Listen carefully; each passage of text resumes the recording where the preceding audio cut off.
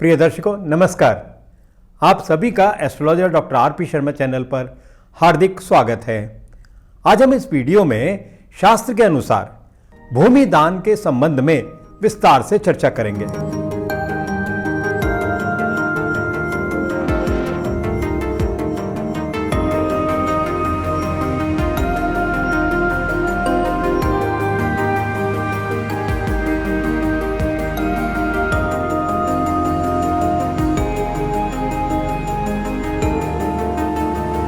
देखिए, इस बारे में एक कथा प्रचलित है।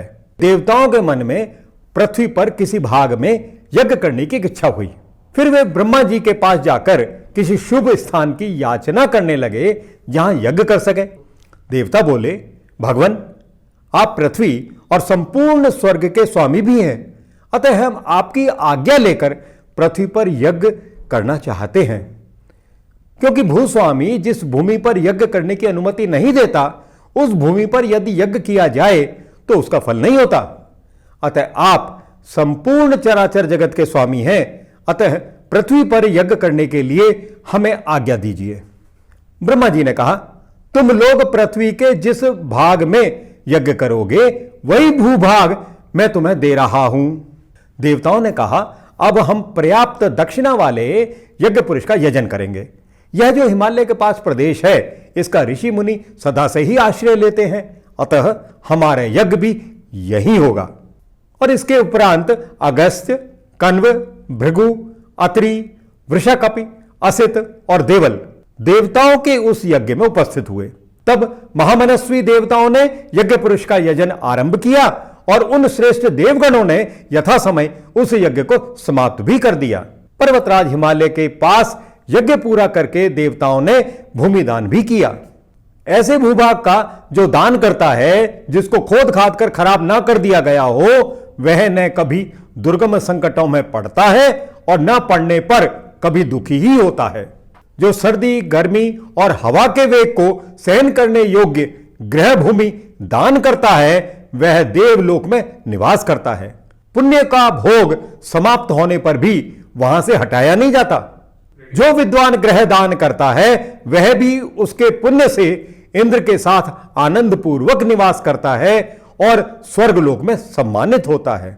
जो गौओं के लिए सर्दी और वर्षा से बचाने वाला निवास स्थान बनवाता है, वह अपनी 7 पीढ़ियों का उद्धार कर देता है। खेत के योग्य भूमि दान करने वाला मनुष्य जगत में शुभ संपत्ति प्राप्त करता है और जो रत्न युक्त भूमि का दान करता है, वह अपने कुल की वंश परंपरा को बढ़ाता है।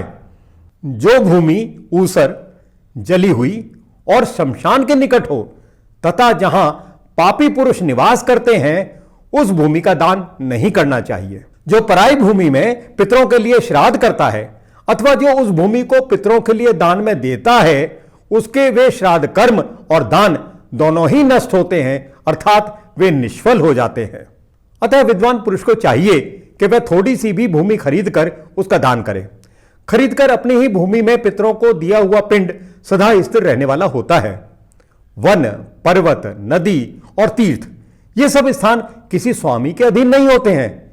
इन्हें सार्वजनिक स्थान माना जाता है, इसलिए वहां श्राद्ध करने के लिए भूमि खरीदने की आवश्यकता नहीं है। जो जिस भूमि का स्वामी नहीं है, उसे उस पर किसी भी तरह का अधिकार नहीं करना चाहिए तथा अयोग्य पात्र को भूमि का दान नहीं ग्रहण करना चाहिए। जिस भूमि को दान में दे दिया गया हो, उसे अपने उपयोग में नहीं लाना चाहिए। भूमि का दान करने वाला मनुष्य अपनी 10 पीढ़ियों का उद्धार करता है और भूमि देकर छीन लेने वाला अपनी 10 पीढ़ियों को नरक में धकेलता है। जो पहले की दी हुई भूमि का अपहरण करता है, वह स्वयं ही नरक में जाता है। देने की प्रतिज्ञा करके नहीं देता तथा जो देकर भी फिर ले लेता है, वह मृत्यु की आज्ञा से वरुण के पाश में बंधकर तरह तरह के कष्ट भोगता है। स्वर्णदान, विद्यादान और कन्यादान, यह अत्यंत पाप को हरने वाले माने गए हैं।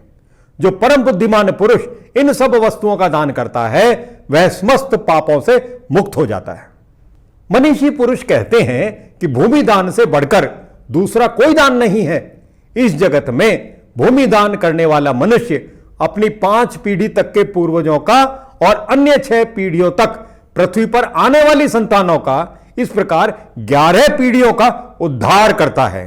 जो दान बिना सत्कार के अथवा तिरस्कार पूर्वक अयोग्य देश काल में और कुपात्र के प्रति दिया जाता है वह दान तामस कहलाता है। यथा योग्य अभिवादन, प्रिय भाषण और आसन आदि द्वारा सम्मान ना करके जो रुखाई से दान दिया जाता है वह बिना सत्कार के दिया जाने वाला दान ही है।